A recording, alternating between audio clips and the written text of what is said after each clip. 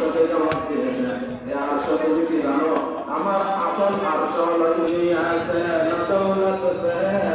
না ঘর আবাদ করনে সে তসল্লি দিল বন্দ করনে সে তাহলে বুঝলাম এই অন্তর একমাত্র আল্লাহর জন্য বলেন একমাত্র আল্লাহর জন্য এখানে মোহাম্মদ কার কাছে আল্লাহ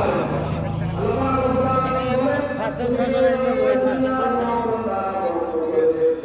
ইফতার তো বেশি বেশি দিলে আবার নষ্ট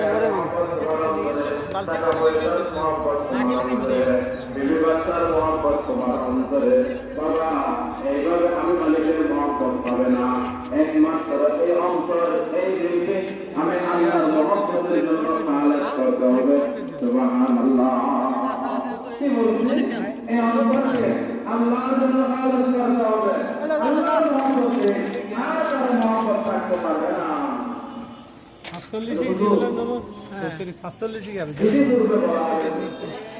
আমরা আল্লাহকে মহব্বত করি দেখি যাচ্ছে না মসজিদ আমি না প্রশ্ন বুঝতে পারে আবার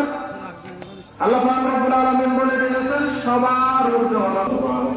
আর আপনি যদি আপনার কাজে কাজে যান তাহলে বোঝা যায় সবার ঊর্ধ্বে হলো আপনার কাজ তাহলে আল্লাহকে মহব্বত করে যারা মহব্বত করে তারা অবশ্যই রোজা রাখবে রাখবে কিনা রোজা রাখবে তারা মহব্বত করে যদি কোনো ব্যক্তি কামে পড়ে চার কামে পড়ছে তাকে যতক্ষণ না পায় ততক্ষণ পর্যন্ত খাওয়া দাওয়া ছেড়ে দেয় না আল্লাহ